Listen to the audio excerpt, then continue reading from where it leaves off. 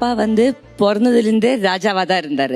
எப்படின்னா எங்கள் ஊர் வந்து வேலூர் சத்துவாச்சாரின்னு ஒரு கிராமம் வில்லேஜில் பெரிய மளிகை கடை வச்சுருந்தார். அதாவது ஹோல்சேல் மளிகை கடை. சென்னை டு ஹைவே வந்து ரோடு 4 வழியாக மாற்றினாங்க இல்லைங்களா. ஸோ அப்படி போகும்போது எங்கள் கடையை இடிச்சிட்டாங்க. கடை வீடு எல்லாமே போயிடுச்சு.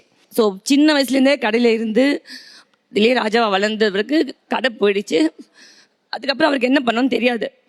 அவருக்கு தெரிஞ்சது எதுவும் படிக்கவும் இல்லை. ஏன்னா கடை இருக்கு, ஏன் பையன் படிக்கும், தாத்தா எந்த ஜாபுக்கு, அப்பெல்லாம் சென்ட்ரல் கவர்மெண்ட் ஜாப் நிறைய வாய்ப்புலாம் வந்துச்சு அப்பாவுக்கு. எங்க தாத்தா அப்பெல்லாம் அனுப்பல, நம்மளாம் பிசினஸ் மேன்ரா அப்படின்னு சொல்லிட்டு கடையிலேயே வக்கஞ்சு கடையிலேயே கடையே இருந்துட்டாரு. அப்பாவுக்கு வேற என்ன பண்ணணும்னு தெரியாது, எல்லாமே சோல்ட் அவுட். அவர் ஒரு செகண்ட் கூட யோசிக்கல. சடனா யார் என்ன டைம் யார்ப்பா சொன்னாங்கன்னு தெரியல. எனக்கு அப்பா சின்ன வயசு. உடனே வாட்ச்மேன் வேலைக்கு போயிட்டாரு. ஸோ கேட் திறந்து விட்டது, அவங்களுக்கு செக்யூரிட்டியாக வேலை செஞ்சிருந்தாரு. அண்ட் சேம் டைம் பார்த்தீங்கன்னா அந்த சேலரி கம்மியாக இருக்கும், பத்தாது. அதனால 2 ஷிஃப்ட் 3 ஷிஃப்ட் எல்லாம் சேர்ந்து பார்ப்பாரு. அப்பா செக்யூரிட்டி இருக்கா, நீங்க பார்த்துருக்கீங்களா? லஞ்ச் எடுத்துட்டு போய் கொடுக்கும் போது பார்த்துருக்கேன். ஸோ அப்படிதான் எங்களை வளர்த்தாரு. தேங்க்ஸ் பா, நீ நல்லா தான்ப்பா வளர்த்துட்டு எங்களை.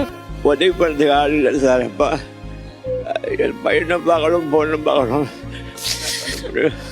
கொசுக்கடி பழைய எங்கள் பாப்பா மேலே பாசம் சத்தியம். இன்னைக்கு திருவண்ணாமலை போய் ஒரு சட்டி வாங்கிக்கலாம் சார். இன்னைக்கு இல்லை சார், அப்பாவுக்கு தமிழா வர்றது தெரியாது. நான் ஆக்சுவலாக திருவண்ணாமலேருந்து வேலூர் வந்து வேலூர்லேருந்து அப்பாவை கூட்டிகிட்டு நான் சென்னை வந்தேன். ஸோ நான் வேலூர் வந்தோடனே எனக்கு சின்ன வயசில் எங்கள் அப்பா கையை பிடிச்சி என்னை கூட்டிகிட்டு நல்லா ஊர் சுற்றுவார்.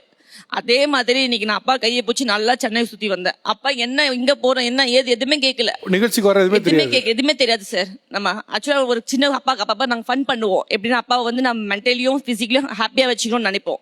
அதனால என்ன பண்ண, வாராய் நீ வாராயின்னு சொல்லிட்டு கையை பிடிச்சி கூட்டிகிட்டு வந்து சிரிச்சுட்டே வந்தார். காலையில் வந்தவர் மதியம் 2 மணிக்கு நம்ம பூந்தமல்லியில் இறங்கும் போது அவர் ஷாக் ஆகுறாரு.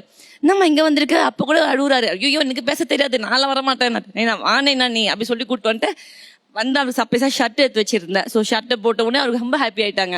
ஸோ இதுதான் சார் லைஃப். சார் இன்னொரு விஷயம் நான் சொல்லணும் இந்த இடத்துல, அப்பா கிட்ட சொல்கிறேன். அப்பா எல்லாரும் சொல்கிறாங்கல்ல, ஆக்சுவலாக வந்து அப்போ செக்யூரிட்டி வேலை சேலரி கம்மி சார். ஸோ அது எங்களை வளர்த்ததே பெரிய விஷயம். நான் இப்போ ஓப்பனாக சொல்கிறேன். அதில் அப்பா சொத்து சேர்த்து வைக்கல அப்படின்னு சொல்லிட்டு எங்கள் ரிலேஷன்ஸ் எல்லாம் பேசுகிறாங்க. அது வந்து எனக்கு ரொம்ப கஷ்டமா இருக்கு. என்னன்னா எங்களுக்கு பெரிய சொத்தை எங்க அப்பா தான் சார்.